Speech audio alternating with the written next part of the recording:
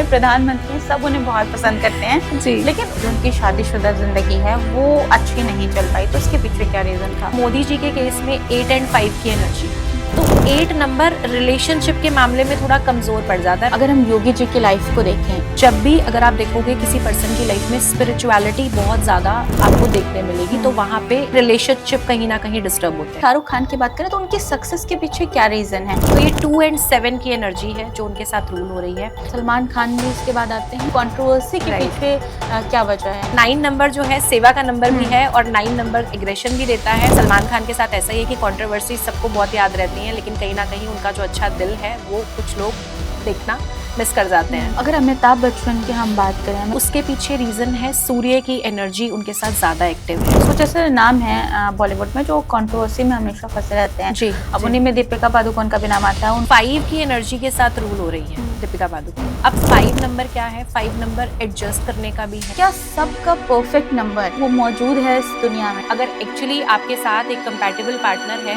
जो आपके नंबर के अकॉर्डिंग परफेक्टली मैच करता है, तो आपकी लाइफ बहुत बेहतर जाएगी। उनकी कंपैटिबिलिटी क्या है? 1 वालों की क्या, 2 वालों की क्या है? 1 नंबर की अगर हम बात करें तो एक स्ट्रॉन्ग नंबर है। अगर ये 2 नंबर के साथ रिलेशनशिप में होते हैं तो बहुत अच्छा है। 5 इनके लिए बहुत ज्यादा सपोर्टिव है। अगर 2 वाले रिलेशनशिप में जाते हैं नंबर 4 के साथ, नंबर 8 के साथ, नंबर 9 के साथ, तो अब इनके लिए एक टॉक्सिक रिलेशनशिप हो जाएगा। हो सकता है उनके हस्बैंड या वाइफ का नंबर एंटी नंबर हो। राइट। तो ऐसे में क्या करें? इसके लिए आप रेमेडीज करते हुए अपने रिलेशनशिप को अच्छा कर सकते हो। लड़का और लड़की की जो डेट है उसके according as per numerology lucky date calculate की जाती है। लकी डेट कैलकुलेट कैसे करते हैं?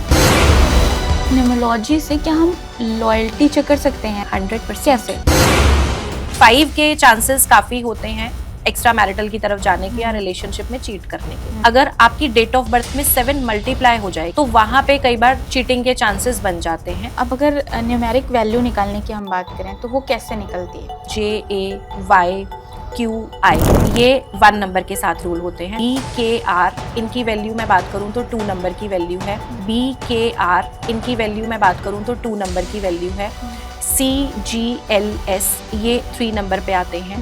DMT ये 4 नंबर पे आते हैं। अगर हम अमेजोन का नाम देखें तो नाम के पीछे कुछ वजह है जिससे वो आज इतना बड़ा ब्रांड बना हुआ है? नाम का पहला अक्षर भी बहुत ज्यादा इंपॉर्टेंट है। ए आपको फर्स्ट नंबर 1 से रूल होता है, सन का नंबर है। ए ने आपको टॉप कंपनीज में लेके आया। कलर कॉम्बिनेशंस वहाँ पे बहुत अच्छे यूज हुए हुए हैं। अगर कोई अपना बिजनेस स्टार्ट करे किसी भी फील्ड में, मैं कह सकती हूँ, तो नाम रखने के पहले वो क्या देखे? Welcome to Rami talks unfiltered with Misbah. यहाँ ना कोई स्क्रिप्ट है ना सेंसरशिप, बस असली लोग, असली जज्बात और असली कन्वर्सेशंस।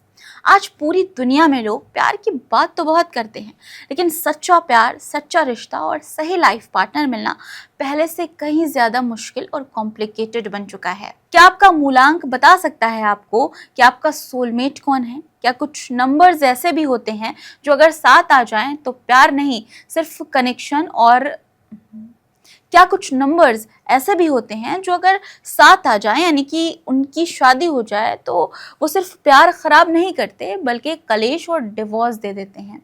क्या loyalty, cheating, breakup, success, fame, politics, business, यहाँ तक कि बॉलीवुड और दुनिया की बड़ी बड़ी घटनाएं भी न्यूमरोलॉजी से जुड़ी हो सकती हैं? और अगर आपका नाम, आपकी डेट ऑफ बर्थ या आपके नंबर्स गलत वाइब्रेशन में हो तो क्या उन्हें बदलना आपकी ज़िंदगी को पूरी तरह से बदल सकता है, यानी कि ठीक कर सकता है, लक आपकी ज़िंदगी में ला सकता है? आज इन्हीं रहस्यमयी सवालों, इन्हीं रहस्यों से हम पर्दा उठाएंगे, इन्हीं पर बात करेंगे हमारी आज की गेस्ट के साथ। और जो हमारी आज की गेस्ट हैं वो बहुत ही स्पेशल हैं, बहुत ही ख़ास हैं। एक बहुत ही जानी मानी न्यूमरोलॉजिस्ट हैं, एस्ट्रो न्यूमरोलॉजिस्ट कीर्ति सिंह जी। चलिए मिलकर उनका स्वागत करते हैं।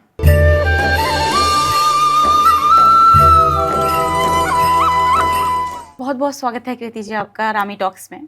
थैंक यू सो मच जी। आज हम लोग एक ऐसे टॉपिक पे बात करने वाले हैं, मुझे लगता है जिससे इस टाइम आज का यूथ, आज की जनरेशन जनजी सफ़र कर रहा है, और वो है रिलेशनशिप। जी। रिलेशनशिप आजकल इतने सारे नाम हैं, सिचुएशनशिप हो गया, नैनोशिप, फ्लर्टेशनशिप और भी बेंच रिलेशनशिप। इन सब के बीच जो एक्चुअल रिलेशनशिप होता है, जैसे हमारी मम्मी पापा का है, दादी दादा का था, वो कहीं मिस हो गया है। हर कोई एक सोलमेट की तलाश में है कि मेरा सोलमेट कहाँ पर है। अगर कोई है भी किसी के साथ फिर भी सेटिस्फाई नहीं है। तो ये जो सेटिस्फैक्शन है, जो सोलमेट ढूंढने का कॉन्सेप्ट है, वो अगर न्यूमरोलॉजी बेस्ड हम देखें तो मेरे ख्याल से 8.3 अरब की आबादी है इस पूरी दुनिया में। तो क्या सबका परफेक्ट नंबर, जैसे मेरा जो नंबर है, मैं 7 बॉर्न हूँ, तो Okay. क्या मेरा परफेक्ट नंबर वो मौजूद है इस दुनिया में? कहीं ना कहीं हर एक इंसान का परफेक्ट नंबर मौजूद है दुनिया में। जी, तो मैं यहाँ पे आपको बताना चाहूँगी, देखो नंबर्स की जहाँ तक बात है ना, हर नंबर की अपनी एक स्ट्रेंथ है, एक वीकनेस है, हर किसी का एक बेसिक ट्रेट है हर एक नंबर के साथ, है ना। तो हमें एक ऐसे पर्सन की ज़रूरत है जो हमें अंडरस्टैंड कर सके, साथ ही साथ वो जो भी हमारी कमियां हैं, जो भी चीज़ें हम एक्सपेक्ट करते हैं, कहीं ना कहीं उसके लिए सपोर्ट कर सके। तो अगर एज पर न्यूमरोलॉजी हम किसी ऐसे नंबर के साथ अलाइंड हैं, ऐसे नंबर ऐसे पार्टनर के साथ हैं जो कि हमारे नंबर के साथ मैच करता है, ना कि सिर्फ उसे सपोर्ट करे, वीक टाइम में उसे अंडरस्टैंड भी करे, तो नंबर्स के अकॉर्डिंग अगर इस अलाइनमेंट को समझा जाए, इस बैलेंस को समझा जाए, तो एक परफेक्ट रिलेशनशिप हो सकता है। और जहाँ तक बात है सोलमेट की, अगर हम बात करें तो सोलमेट सिर्फ आपके लाइफ में ऐसा नहीं है कि सिर्फ उसके साथ प्यार ही रहेगा, रिलेशन ही बहुत अच्छा रहेगा, कई बार बहुत सारे चैलेंजेस भी आते हैं। लेकिन अगर एज पर न्यूमरोलॉजी आप नंबर के साथ आप बैलेंस कर लें, एक ऐसे पार्टनर को देखें जो आपके लिए कंपैटिबल हो, तो आपके झगड़े कम होंगे, अंडरस्टैंडिंग अच्छी होगी और रिलेशनशिप बेटर होगा। अब प्रैक्टिकल लाइफ की बात करें तो आपको जब तक रिलेशनशिप चल रहा है, डेटिंग चल रही है, तब तक थोड़े समय के लिए आप मिलते हो, और जैसे ही मैरिज की बात करें, लॉन्ग टर्म रिलेशन की बात करें, तो आप लाइफ के हर एक इवेंट पे साथ हो, सुख दुख में हर कंडीशन में साथ हो, राइट। तो स्टार्टिंग में तो सब अच्छा लगता है वहां पे हाँ, स्टार्टिंग में हर चीज अच्छी लगती है, और जब प्रैक्टिकल लाइफ की बात आती है तो फिर एक्चुअल फेज निकल के आता है। वहीं पे न्यूमरोलॉजी की कंपैटिबिलिटी आपको हेल्प करती है। अगर एक्चुअली आपके साथ एक कंपैटिबल पार्टनर है जो आपके नंबर के अकॉर्डिंग परफेक्टली मैच करता है, तो आपकी लाइफ बहुत बेहतर जाएगी। तो ये जो कंपैटिबिलिटी की आपने बात की, तो कैसे हम देखते हैं? मान लीजिए अगर मूलांक 1 से 9 तक की बात करें हम, तो इनकी कंपैटिबिलिटी क्या है? 1 वालों की क्या, 2 वालों की क्या है, कैसे हम देखते हैं? जैसे मान के चलिए 1 नंबर, अब 1 नंबर की अगर हम बात करें तो एक स्ट्रॉन्ग नंबर है जो कि स्ट्रॉन्ग लीडरशिप को दिखाता है, डिसीजन मेकिंग को दिखाता है। ऐसे लोग बेहद ज्यादा डिसिप्लिन है, करियर ओरिएंटेड है।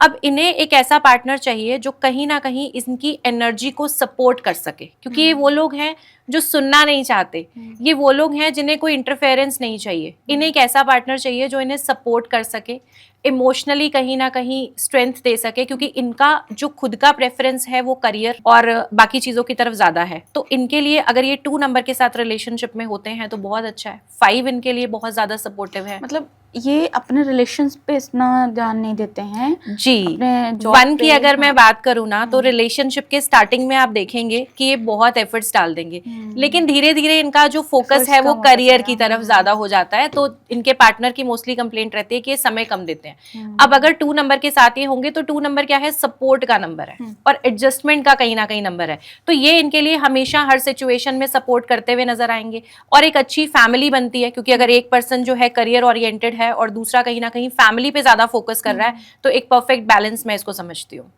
बिल्कुल। तो 1 वालों की बात की, अब 2 वालों पर अगर आए हम, मूलांक 2, तो उनका कंपैटिबल पार्टनर कौन है? देखो अगर नंबर 2 वालों की बात करें तो 1 and 2, 2 and 1 ये तो अच्छा है ही। इसके साथ साथ अगर ये रिलेशनशिप में जाते हैं नंबर 5 के साथ, नंबर 7 इनके लिए बहुत ज्यादा अच्छा है। इसके केस में ये चीजें बहुत अच्छी रहेंगी। लेकिन अगर 2 वाले रिलेशनशिप में जाते हैं नंबर 4 के साथ, नंबर 8 के साथ, नंबर 9 के साथ, तो अब इनके लिए एक टॉक्सिक रिलेशनशिप हो जाएगा, क्योंकि 2 एक सॉफ्ट एनर्जी को कैरी कर रहा है। 4 नंबर वाले जो लोग हैं वो इमोशंस में नहीं, प्रैक्टिकल लाइफ की तरफ ज्यादा बात करते हैं। 2 वाला प्यार को एक्सप्रेस भी ज्यादा करेगा, उसे चाहिए कि मेरा पार्टनर भी उसी तरीके से एक्सप्रेसिव हो।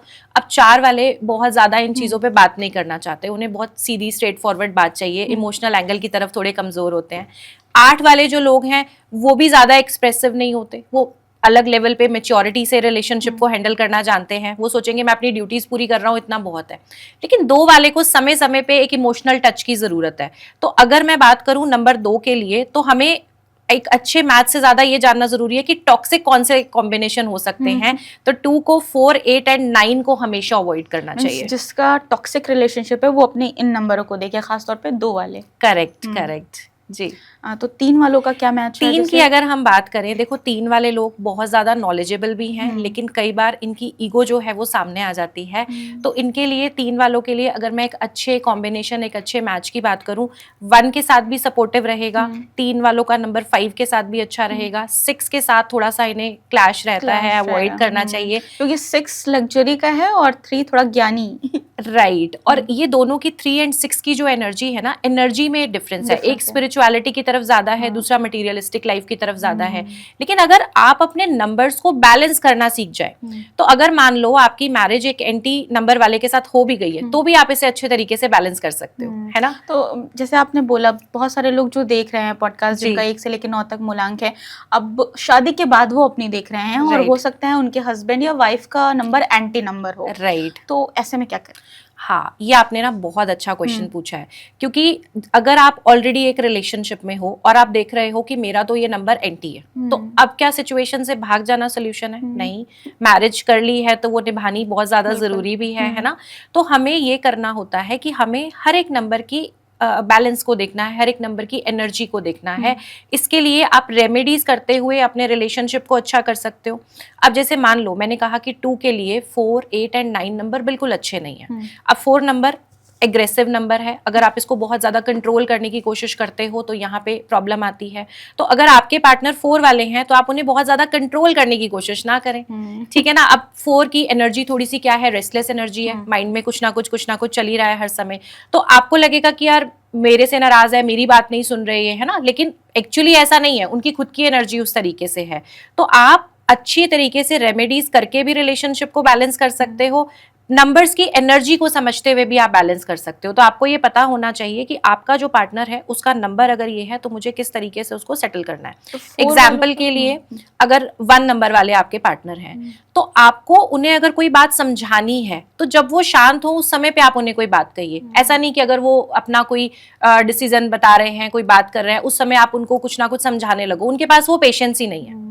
अगर आपके पार्टनर 2 नंबर वाले हैं तो ये काफी ज्यादा सेंसिटिव होते हैं, आपके वर्ड्स इन्हें बहुत ज्यादा इम्पैक्ट करते हैं कि क्या चीजें आप इन्हें बोल देते हो। कई बार कुछ चीजें हम जाने अनजाने ऐसे ही कह देते हैं ना, बहुत सीरियसनेस नहीं होती, लेकिन 2 वाले इमोशनली बहुत जल्दी हर्ट हो जाते हैं, सेंसिटिव होते हैं। तो हमें थोड़ा सा, अगर हमारा पार्टनर 2 नंबर वाला है, सोच के समझ के बात करनी है। 3 नंबर वाले ये हमेशा ज्ञान से जुड़ी हुई बात पे बिलीव करेंगे, इन्हें कोई भी गॉसिपिंग फालतू के टॉपिक पसंद नहीं आते।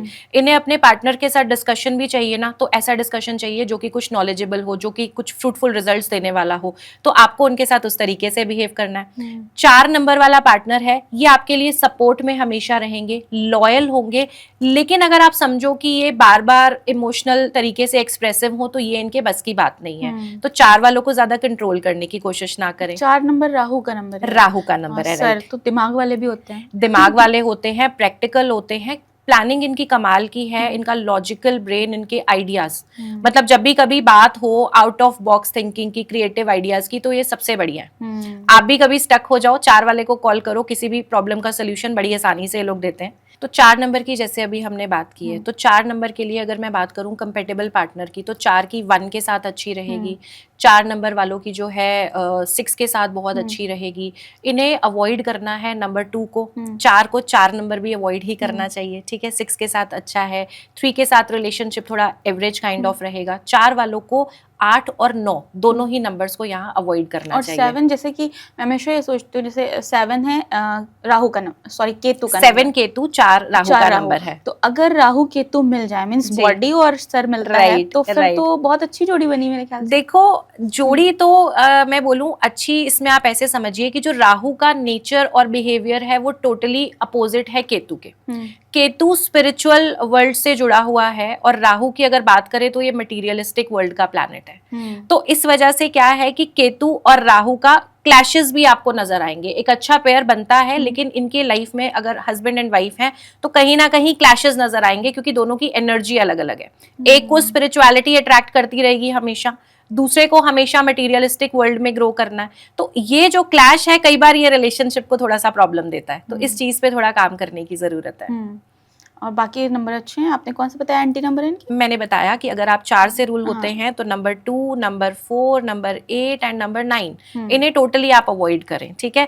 अब आप समझेंगे कि 4 का 4 एनिमी कैसे हो सकता है, लेकिन 4 की एनर्जी जो है थोड़ी सी एक्सट्रीम लेवल एनर्जी रहती है। तो मतलब अगर कहते हैं ना, एक म्यान में दो तलवारें नहीं रहती। करेक्ट, हाँ, तो अगर 4 की मैरिज 4 से ही होती है तो कहीं ना कहीं ईगो क्लैशेस, एग्रेशन रिलेशनशिप को डिस्टर्ब करेगा, तो वो आपको अवॉइड करना चाहिए। थोड़ी हैवी या कामिक एनर्जी हम इसे बोल सकते हैं।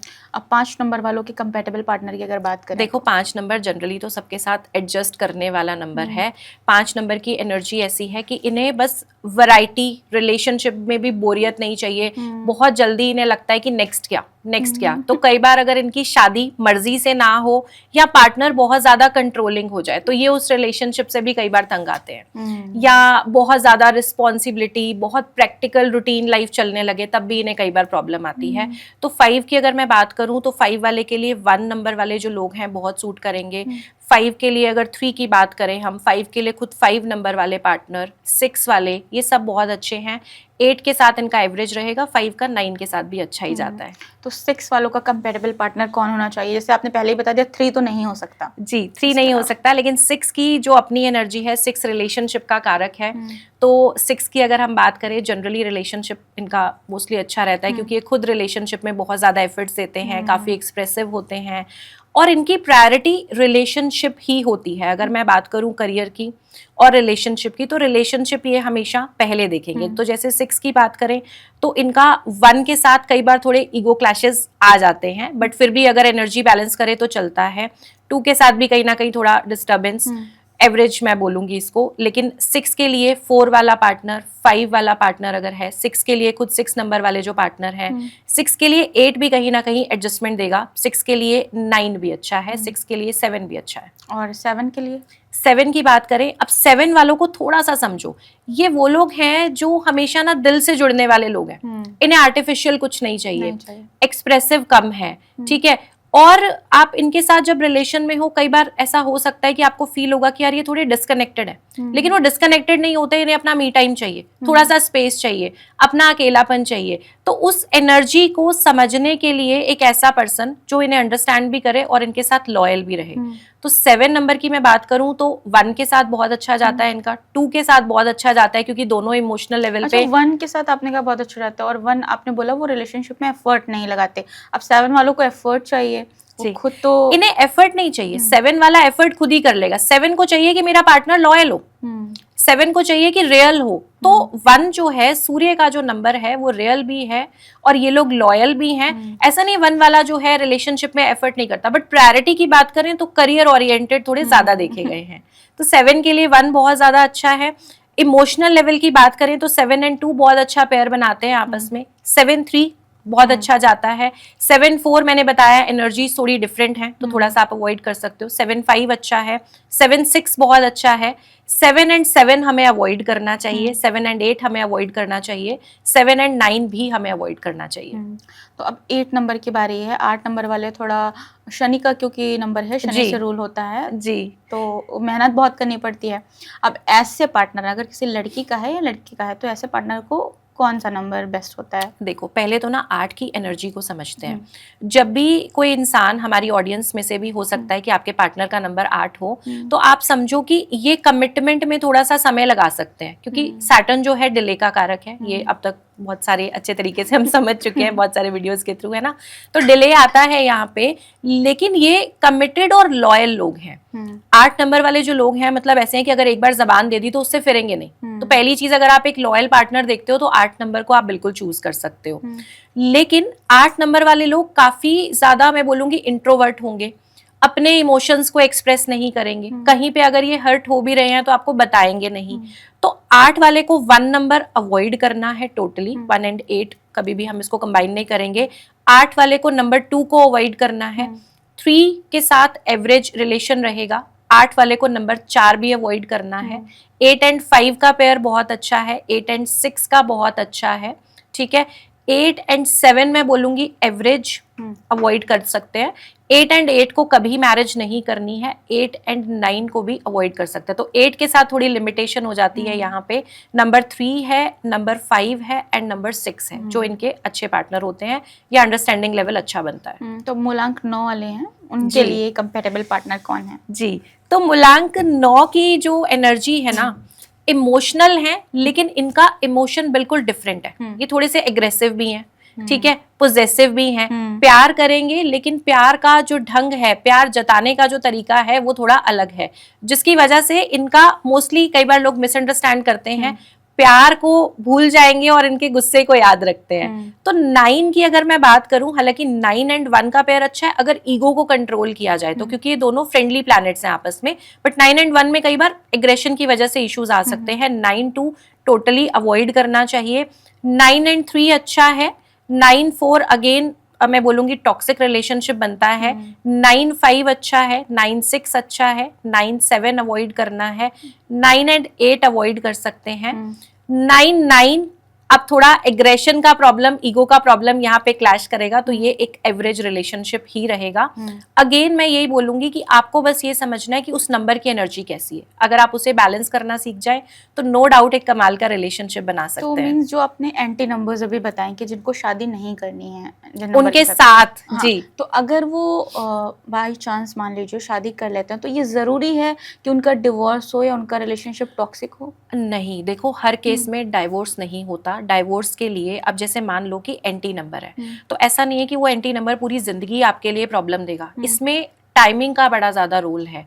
इवन जब हम शादी की बात करते हैं तो कंपैटिबिलिटी अपना काम करती है। यहाँ पे शादी की डेट बहुत ज्यादा इंपॉर्टेंट है। अगर दो अच्छे लोग जिनका मैच आपस में बहुत अच्छा है, अगर गलत डेट पे शादी करते हैं तो भी रिलेशनशिप स्पॉइल हो सकता है। तो ये सही डेट कैसे क्या होनी चाहिए? जी। ऐसे तो कुंडली के हिसाब से बताई जाती है, लेकिन हम जी। न्यूमरोलॉजी के बेस पे अगर जी, देखें तो एज पर न्यूमरोलॉजी भी हम लोग क्या करते हैं, जैसे लड़का और लड़की की जो डेट है उसके according as per numerology lucky date calculate की जाती है। उस लकी डेट पे मैरिज कराई जाए तो रिलेशनशिप बहुत अच्छा रहता तो है। ये लकी डेट कैलकुलेट कैसे करते हैं? जी, लकी डेट के कॉन्सेप्ट में हमें थोड़ा सा डिटेल में जाना होता है, क्योंकि हमारे जो 3 इंपॉर्टेंट नंबर हैं, जैसे हमारा बर्थ नंबर, हमारा डेस्टिनी नंबर और हमारा नेम नंबर, इन तीनों की अलाइनमेंट के साथ हम लकी नंबर को डिजाइन करते हैं। ओवरऑल मैं बात करूं तो नंबर 4 और 8 पे जो डेट का टोटल आता है उस पे मैरिज आपको अवॉइड करनी चाहिए, क्योंकि रिलेशनशिप इश्यूज, क्लैशेस या कहीं ना कहीं ज्यादा स्ट्रगल कपल की लाइफ में देखने को मिलता है।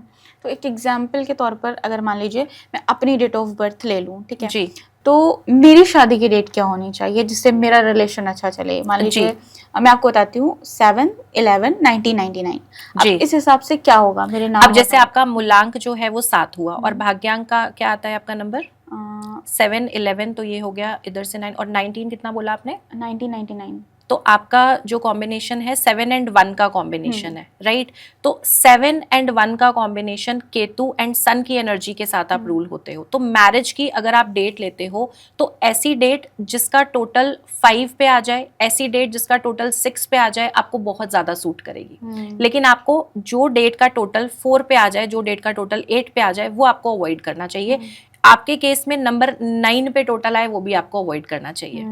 जी, तो एक जनरल रेट जैसे आपने बताई 8 बताई और 4 एंड 8 जिसका 4 तो टोटल 4 ये एंड 8 सब पे के है। लिए है कि 4 हाँ, तो ये rate सबको avoid जनरल करना आपको चाहिए। अवॉइड करनी चाहिए, क्योंकि इस डेट पे मैरिज में देखा गया है कि सेपरेशन के चांसेस बहुत बनते हैं या कहीं ना कहीं मैरिड लाइफ में इश्यूज देखे जाते हैं। तो ये डेट हमें अवॉइड करनी चाहिए। अब हमने कंपैटिबिलिटी की बात तो कर ली, तो जो हमारा कंपैटिबल नंबर है, पार्टनर है, न्यूमरोलॉजी के बेस पर अगर देखें तो क्या ये जरूरी है कि वो हमारा सोलमेट ही हो? देखो मैं आपको बताती हूँ, सोलमेट के लिए मैंने आपको बताया ना, सोलमेट अल्टीमेटली कहीं ना कहीं हमारे लाइफ में कुछ चैलेंजेस भी लेके आ सकते हैं।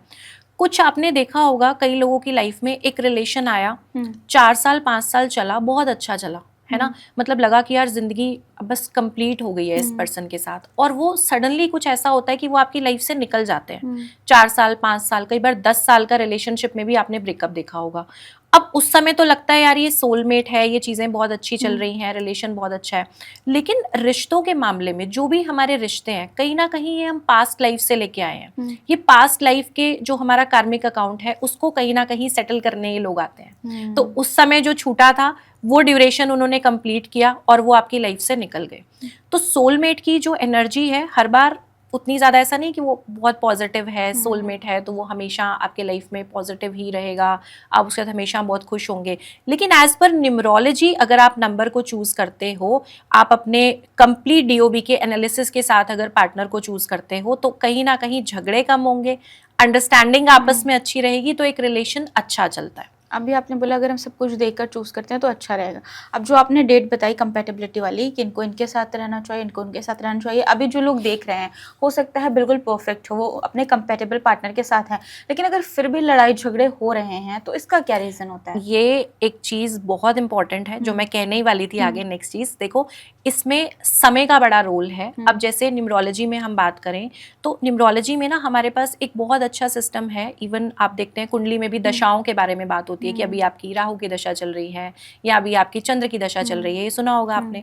इसी तरीके से न्यूमरोलॉजी में भी दशा सिस्टम है जिसमें ये बताया जाता है कि आपकी डेट ऑफ बर्थ के हिसाब से अगर अभी आपकी ये दशा चल रही है या ट्रांजिट में अगर आपके ये नंबर चल रहे हैं तो इस समय आपके लाइफ में रिलेशनशिप के प्रॉब्लम्स आ सकते हैं या आपके लाइफ में हेल्थ रिलेटेड प्रॉब्लम्स आ सकते हैं। तो एक चार्ट को देख के इन चीजों को एनालाइज करना भी बहुत जरूरी है। दशाओं के हिसाब से जो उपाय हैं उनको करना बहुत ज्यादा जरूरी है, क्योंकि ये तो है ही कि पूरी लाइफ किसी की एकदम स्मूथ नहीं चलती। ऐसा नहीं है कि आज अगर रिलेशन अच्छा है तो पूरी लाइफ वो अच्छा रहेगा, या आज अगर रिलेशन खराब है तो वो पूरी जिंदगी खराब रहेगा। लेकिन इतना जरूर है कि अगर आप सपोर्टिव नंबर्स के साथ हो तो कहीं ना कहीं वो प्रॉब्लम एडजस्ट करने लायक होगी, है ना। आप उनके साथ ये कर सकते हो कि आपको कुछ कुछ सॉल्यूशंस मिल जाएंगे, रेमेडीज पे वो चीजें काम करेंगी और वो रिलेशनशिप कहीं ना कहीं सर्वाइवल मोड में तो जरूर रहेगा, सेपरेशन के चांसेस कम बनेंगे।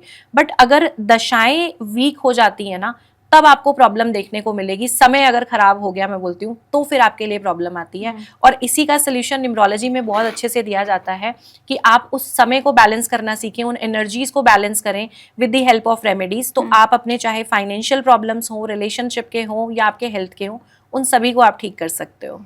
एक चीज़ और, आजकल लॉयल्टी की बहुत कमी हो गई है लोगों में जी। तो न्यूमरोलॉजी से क्या हम लॉयल्टी चेक कर सकते हैं? मीन्स 100%। कैसे? देखो, कुछ नंबर्स ऐसे हैं, हर एक नंबर की ना अपनी कुछ इनबिल्ट क्वालिटीज़ हैं कि जैसे मान लो मैं बात करूं 1 नंबर की, तो 1 नंबर वाले लोग एग्रेसिव हो सकते हैं। 1 नंबर वाले हो सकता है, जैसे मैंने बताया, रिलेशनशिप में समय कम देंगे, लेकिन चीटिंग करते हुए आपको नजर नहीं आएंगे। मोस्ट ऑफ द केसेस में लॉयल पार्टनर होते हैं। तो इस केस में अगर हम एक तुरंत बता दें कौन से नंबर वाले हैं, कौन से मूलांक वाले हैं जिन्हें आप कह सकती हैं कि 1 नंबर के चीटर होंगे? देखो, कह सकती हैं मींस कि एक होता है ना किसी का बहुत फ्लर्टी नेचर होता है। हाँ, तो किससे बिल्कुल दूर रहना है, वो आए तो ये मान लेना है कि भाई इससे तो दूर रहना है अभी, वरना नहीं, ऐसा नंबर कोई नहीं है कि इससे बिल्कुल भी दूर रहना है। देखो, कुछ कुछ नंबर्स का नेचर होता है। जैसे मान लो कि 2 नंबर की एनर्जी की बात करूं, बड़ी सॉफ्ट प्यारी एनर्जी है, इमोशनल लोग हैं, लेकिन कई बार ऐसा होता है इमोशनली डिस्टर्ब होके कहीं ना कहीं ये लोग रिलेशनशिप में चीट कर देते हैं, कन्विंस हो जाते हैं ज्यादा, इजिली कन्विंस हो गए, या मान लो पार्टनर ने समय नहीं दिया, कुछ नहीं दिया, तो इजिली दूसरे पार्टनर की तरफ ही आपको जाते हुए नजर आएंगे। ठीक है। फिर इसके अलावा नंबर 4 की अगर हम बात करें, अब 4 नंबर की डिफरेंट एनर्जी है, डिफरेंट माइंडसेट है। तो अगर मान के चलो इन्हें इस तरीके की चीजें अपने रिलेशनशिप में नजर नहीं आती, एक फ्रीडम नहीं मिलती, या कहीं ना कहीं इनके माइंड में कुछ और चीजें हैं, पार्टनर कहीं किसी और ट्रैक पे है, तो ये रिलेशनशिप में आपको चीट करते हुए नजर आएंगे। नंबर 5 वैरायटी लवर हैं, बहुत ज्यादा इन्हें जल्दी बोरियत होती है, तो 5 के चांसेस काफी होते हैं एक्स्ट्रा मैरिटल की तरफ जाने के या रिलेशनशिप में चीट करने के। अगेन 6 नंबर मैग्नेटिक पर्सनालिटी होती है, लोग कहीं ना कहीं खुद ही इनकी तरफ अट्रैक्ट होते जाते हैं, तो इनके चीट करने के चांसेस भी थोड़े से ज्यादा स्ट्रॉन्ग होते हैं। 7 नंबर की बात करूं तो रिलेशनशिप में लॉयल होते हैं काफी ज्यादा, लेकिन अगर आपकी डेट ऑफ बर्थ में 7 मल्टीप्लाई हो जाए, एग्जाम्पल के लिए 7 नंबर 3 बार आ जाए, 4 टाइम्स आ जाए, जब हम ग्रिड सेटअप करते हैं, तो वहां पे कई बार चीटिंग के चांसेस बन जाते हैं। 8 वाले जनरली रिलेशनशिप में चीट नहीं करते और 9 वाले भी लोग रिलेशनशिप में चीट नहीं करते। तो आपने चीटिंग की बात बता दी, टॉक्सिक रिलेशनशिप की भी बात बता दी। अब एक आपने बताया कि 4 वालों को 4 से, यानी सेम मूलांक वालों को सेम से शादी नहीं करनी चाहिए। हर एक के लिए नहीं बोला, हाँ, 4 एंड 4 तो के केस में या कुछ और नंबर्स ऐसे हैं जिन्हें अवॉइड करना चाहिए। जैसे 1 से 9 तक अगर बात करें, मान लीजिए एक वाला 1 से करता है तो भी आपने बताया क्लैश होगा, 2 वाला अगर 2 से करता है तो, या 3 वाला 3 से करता है तो? चलो मैं आपको इसको थोड़ा डिटेल में एक्सप्लेन करती हूँ, आपकी ऑडियंस को भी अच्छा लगेगा। हमारे नंबर्स की ना कैटेगरी है, जैसे कुछ नंबर्स क्या है कि जो मेल नंबर्स की कैटेगरी में आ गए या थोड़े से एग्रेसिव नंबर्स की कैटेगरी में आ गए, और कुछ नंबर्स ऐसे हैं जो कि इमोशंस की तरफ ज़्यादा है। तो एक अच्छे रिलेशनशिप में ना अच्छा बॉन्ड कब बनता है ज्यादा, कि एक पार्टनर थोड़ा सा आपको एक जो थोड़ा है अग्रेसिव है तो दूसरा थोड़ा दूसरा डाउनवर्ड थोड़ा है। सा सॉफ्ट है, वहां पे रिलेशन अच्छा चलता है कि चलो कभी अगर आपने कुछ कह दिया तो पार्टनर एडजस्ट कर ले। जहां पे आप एक चीज बोलो दूसरा वाला पहले डंडा लेके तैयार हो तो वहां बोलो, पे मैं सर फोड़ दूंगा। राइट है ना। तो कुछ नंबर्स ऐसे हैं जिनका सेम सेम में एनर्जी जो है वो बैलेंस हो भी जाती है अगर दोनों उन चीजों को समझ ले तो, और कई बार ईगो क्लैशेस या एग्रेशन ज्यादा होता है। 1 एंड 1 का पेयर अच्छा है, लेकिन ऐसा है कि दोनों एक दूसरे की बात सुनना पसंद नहीं करेंगे, मतलब ज्ञान मत दो मुझे, बस वो आप अपना करो मैं अपना करूं, सलाह नहीं चाहिए, इस तरीके से रिलेशनशिप चलेगा, बट सर्वाइवल अच्छा रहता है। 2 एंड 2 की बात करें, अब दोनों पार्टनर इमोशनल है, ठीक है। अब अगर 2 नंबर की पावर कहीं ना कहीं डीओबी में ज्यादा हो गई, मल्टीप्लाई हो गया 2 नंबर, तो कहीं ना कहीं नेगेटिव थिंकिंग की तरफ जाते हैं, डिप्रेसिव थिंकिंग की तरफ जाते हैं। तो 2 एंड 2 में रिलेशनशिप मैं बोलती हूँ कि आप थोड़ा सा अवॉइड करो, ताकि ये ना हो कि दोनों ही पर्सन इतने ज्यादा इमोशनल हैं। अब लाइफ में आपको ग्रोथ भी चाहिए, आपको पैसा भी चाहिए, आपको सारी चीजें चाहिए। अगर प्रायोरिटी सिर्फ इमोशनल लाइफ हो जाएगी और बैक टू बैक आप चीजों में कहीं ना कहीं हर्ट हो रहे हो, डिस्टर्ब हो रहे हो, तो प्रॉब्लम हो सकती है। ये वाली ऐसे में ये चीजें भी हो सकता है दोनों का ही अफेयर चल रहा है। हाँ, नहीं हर बार 2 का अफेयर नहीं चलता है, इवन किसी भी नंबर के साथ ऐसा नहीं है कि हमेशा ये एक्स्ट्रा मैरिटल की तरफ जाते हैं। बट अगर ये मान लो इमोशनली इतने ज्यादा हर्ट हो गए, एक फीलिंग ऐसी आई कि मेरा पर्सन तो मुझे लगातार इग्नोर कर रहा है, इसे मेरे इमोशंस की वैल्यू नहीं है, तब कहीं ना कहीं आप बाहर देखना शुरू इसी करते केस हो। में होता है, दैट्स इट। और वो किसी भी नंबर के साथ हो सकता है। अब कुछ ऐसे हैं कि बहुत ज्यादा रिएक्टिव नहीं होते, मतलब उनके पास अपनी 10 और चीजें हैं, करियर की तरफ इतना फोकस है कि वो उन चीजों को माइंड नहीं करते। कुछ लोग ऐसे हैं कि उनके लिए रिश्ता ही सब कुछ है भाई, रिश्ता उनके लिए पूरी जिंदगी है ना। तो वहां पे वो लोग दिल से जल्दी चीजों को लगाते हैं, छापड़ खाकर भी बर्दाश्त कर लेंगे, राइट। मतलब लेकिन रिश्ता नहीं टूटना देखो चाहिए। जैसे मान के चलो, मैं अगर 9 नंबर की बात करूं, 9 वाला जितना प्यार करता है और 9 वाला जितना प्रोटेक्टिव होता है, और कोई नंबर इतना हो नहीं सकता, क्योंकि 9 के दोनों साइड है, इसका एग्रेशन भी है और इसका प्यार भी है। लेकिन 9 वाले की सेल्फ रिस्पेक्ट और ईगो बहुत बड़ी है, मतलब इसको रिलेशनशिप में रिस्पेक्ट चाहिए, ये आपके लिए सब कुछ कर सकता है, लेकिन अगर आप सोचो कि हम डिसरिस्पेक्टफुल हो जाए तो फिर इसको बर्दाश्त नहीं है। इसी तरीके से अगर मैं बात करूं 6 नंबर की, तो 6 नंबर कहीं ना कहीं थोड़ा सा अपने आप को पीछे करेगा, अपने पार्टनर को प्रायोरिटी रखेगा कि चल ठीक है, अगर इसकी खुशी इसमें है तो मुझे इस तरीके से एडजस्ट कर लेना चाहिए। तो कुछ नंबर्स में आप देखोगे कि एडजस्टमेंट ज्यादा नजर आएगी, जैसे मान लो नंबर 2 की बात करें तो ज्यादा एडजस्ट करने वाले हैं, फिर नंबर 5 भी एडजस्टमेंट की तरफ, कोऑपरेशन की तरफ नजर आएंगे, नंबर 6 वाले ज्यादा एडजस्ट कर लेंगे, नंबर 7 वाले हैं एक लेवल तक इनके पास टॉलरेंस रहती है, अपने पार्टनर के लिए कुछ भी करने को रेडी होंगे। 8 वाले कमिटमेंट देरी से देंगे, लेकिन फिर भी जो है कहीं ना कहीं रिलेशनशिप को चलाने की कोशिश करते हैं कि हर हाल में रिलेशन जो है चलना चाहिए, वहां पे ब्रेकअप जैसी नहीं आती चीजें। 1 की बात करें, 3 की बात करें, 4 की बात करें, 9 की बात करें, तो यहाँ पे एनर्जी थोड़ी सी ज्यादा स्ट्रांग होती है। अब इनके लिए सेल्फ रिस्पेक्ट ज्यादा जरूरी है, प्यार से पहले इज्जत जरूरी है, बात करने की टोन जरूरी है, ये चीजें हमें ध्यान देनी है। तो ये सारी तो कंपैटिबिलिटी पर बात होगी। अब अगर हम नाम को देखें तो क्या नाम की जो न्यूमेरिक वैल्यू होती है ये लाइफ में हमारे असर करती है, मीन्स हमारे रिलेशनशिप या और किसी चीज़ पर? जी देखो, नाम न्यूमरोलॉजी में बहुत ज़्यादा इम्पॉर्टेंट चीज़ है। इवन मैं बोलती हूँ कि ये आपके लिए एक ब्लेसिंग है। इसको डिटेल में थोड़ा समझेंगे। जैसे मान लो आपकी एक डेट ऑफ बर्थ है, आपने बताया कि आपका 7 एंड 1 का कॉम्बिनेशन है, राइट। केतु एंड सन की एनर्जी से आप रूल होते हो। अब अगर आपका नेम एक अच्छी एनर्जी पे हम बैलेंस करें तो ये आपके लाइफ में अच्छे रिलेशनशिप को, आपकी अच्छी हेल्थ को और आपके अच्छे करियर को भी कहीं ना कहीं बनाता हुआ आपको नजर आएगा। इसीलिए आप देख रहे हो आजकल बहुत सारे सेलिब्रिटीज नेम करेक्शन की तरफ जा रहे हैं, करेक्शन की तरफ ठीक है। अब नेम का हर एक चीज को आप डेट ऑफ बर्थ को देख लो, आप अपने नेम को देख लो, आप मोबाइल नंबर को देख लो, नंबर्स की एनर्जी आपको नजर आ रही है। अब 1 से लेके 9 नंबर क्या है, ये आपके 9 प्लैनेट्स हैं, राइट। अब जैसे मैंने कहा 7 एंड 1, तो केतु और सूर्य की एनर्जी हो गई। अब इसी तरीके से हमें एक ऐसे नंबर को चूज करना चाहिए जो 7 एंड 1 के लिए मोस्ट कंपैटिबल भी हो, साथ ही साथ वो आपकी ग्रिड में आपके लिए मिसिंग नंबर भी हो, मतलब आपके लिए लकी भी हो और आपके लिए मिसिंग भी हो। तो अगर सही टेक्निक से फॉलो किया जाए तो नेम करेक्शन आपके लाइफ में एक बहुत बड़ा आशीर्वाद बन सकता है, बहुत बड़ी ब्लेसिंग बन सकता है, बट सही तरीके से करना चाहिए। ऐसा नहीं कुछ भी हमने ए ई ऐड किया और नेम को बना दिया, वो गलत तरीका है। टेक्निक को समझिए, सही तरीके से करिए तो एक गेम चेंजर हो सकता है आपके लाइफ में। एनर्जी मैच की आपने बात की, अब आपने मेरा ही बताया कि 7-1 किया, तो ये 7-1 परफेक्ट है? 7 and 1 बहुत अच्छा कॉम्बिनेशन है, एक बहुत फेवरेबल कॉम्बिनेशन है, स्पिरिचुअलिटी और लीडरशिप का बैलेंस है। अब अगर जैसे मान लीजिए आप 7 वाले हो तो आप थोड़ा थोड़ा अभी से ही मेडिटेशन करना स्टार्ट करें, कहीं ना कहीं अपने रिलीजन के साथ थोड़ा कनेक्शन बनाएं, तो आपका जो केतु है वो बैलेंस होना शुरू होगा। केतु की पावर क्या है? केतु की पावर है बहुत अच्छा रिसर्च देता है, इंट्यूशन बहुत अच्छी देता है। और 1 नंबर क्या है? 1 नंबर लीडरशिप का नंबर है, बहुत अच्छे डिसिप्लिन का नंबर है। और अगर मैं बात करूं, बहुत सारे ऐसे हमारे टॉप मोस्ट जो लोग हैं वो 1 नंबर के साथ रूल हो रहे हैं। 7 नंबर बहुत जगह पे सपोर्टिव है, लेकिन इन दोनों की एनर्जी जब अच्छे ढंग से बैलेंस होके काम करती है, जैसे मैंने बताया 7 वाले जितने लोग हैं थोड़ा थोड़ा मेडिटेशन अगर करना शुरू करें तो आप देखोगे कि आपको क्लैरिटी बहुत मिलेगी। क्योंकि होता ये है 7 में ना, कई बार आपको इंट्यूशन भी है चीजों में, आपको रिसर्च करना भी बहुत पसंद है, लेकिन आप इजिली जो है ना कहीं कंसंट्रेशन ब्रेक हो जाएगा। एक टॉपिक पे चले तो पहले सोचोगे अच्छा बहुत डेप्थ में काम करना है, बहुत डिटेल में जाना है, बट एक लेवल पे सब कुछ छोड़ दोगे, फिर नेक्स्ट फिर दूसरी चीज करेंगे।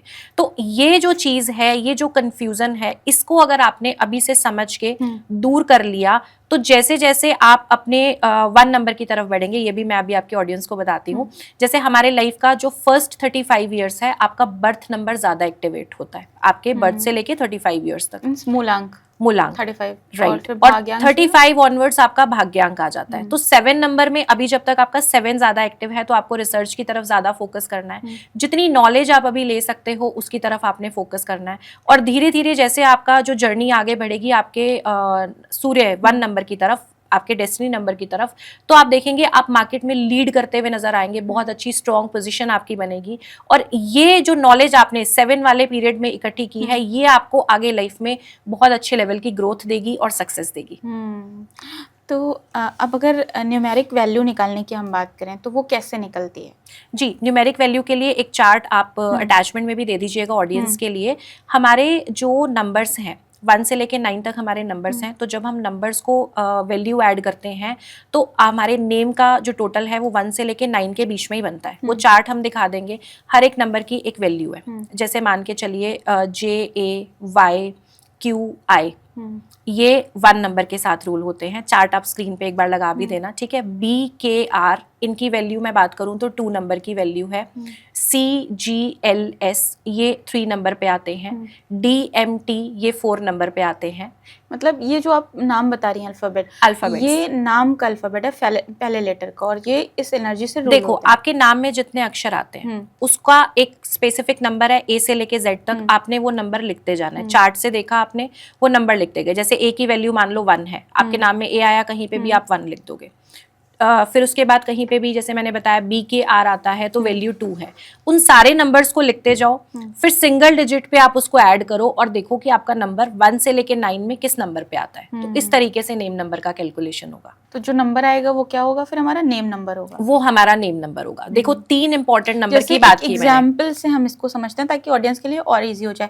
एक बहुत कॉमन नाम है राहुल, जी, फिल्मों में भी बहुत है। तो अगर हम राहुल का न्यूमेरिक वैल्यू निकालें तो कैसे निकलेगा? मतलब जैसे R की वैल्यू 2 हो गई, A की वैल्यू 1 हो गई, ठीक है, H की वैल्यू 5 हो गई, उसके बाद U आया, U की वैल्यू 6 हो गई, L की वैल्यू 3 हो गई। अब इस पूरे को ऐड करेंगे, जो भी हमारे पास टोटल आया उसको सिंगल डिजिट पे हम ले जाएंगे। R 2 आया, A 1 आ गया, 3 हो गया, उसके बाद H 5, 8 हो गया टोटल।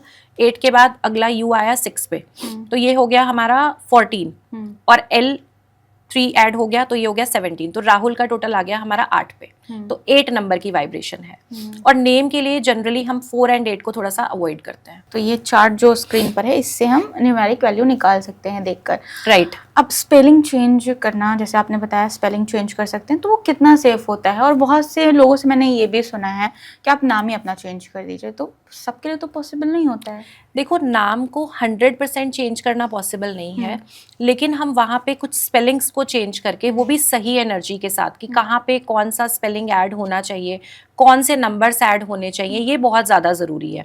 मतलब एक नाम के साथ भी एक अच्छी वाइब्रेशन आप क्रिएट कर सकते हो। आप देखो, आपने देखा है कि मंत्र चैंटिंग का बहुत ट्रेंड होता है। मंत्र चैंटिंग के स्पेसिफिक टाइम पे मंत्र चैंटिंग करने से हम उस देवी या देवता की एनर्जी के साथ कनेक्ट करते हैं ना। मंत्र जाप, इसकी नाम जप आजकल आप बहुत देखते हो कि लोग कर भी रहे हैं, और इस तरफ बहुत रुझान इवन यंग जनरेशन का भी बहुत ज़्यादा हो रहा है ना। तो ये जो चीज़ है, ये क्या है कि एक चीज़ को जब आप बार बार बोलते हैं तो उसकी एक सर्टेन वाइब्रेशन क्रिएट होती है। इसी तरीके से आपका नाम है कि जब बार बार आपका जो नाम बोला जा रहा है, उस नंबर, उस प्लैनेट की एनर्जी, उस साउंड की एनर्जी, नाम के साथ जो एक साउंड जनरेट हो रही है नंबर के साथ साथ, वो भी आपके साथ काम कर रही है। तो उसे जब हम सही तरीके से, सही रूल्स रेगुलेशंस को फॉलो करते हुए चेंज करते हैं तो आपको अच्छे रिजल्ट देता है। आपको पता है, एक गलत नाम सुसाइडल इश्यूज भी दे सकता है, एक गलत नाम एक्सीडेंट्स तक को भी अट्रैक्ट कर सकता है, एक गलत नाम आपकी लाइफ में बहुत सारा स्ट्रगल दे सकता है, एक गलत नाम आपके लाइफ में डाउनफॉल या रिलेशनशिप को भी अट्रैक्ट कर सकता है। तो ऐसी बहुत सारी चीजें हैं, और नेम बहुत ज्यादा इंपॉर्टेंट है बैलेंस करना।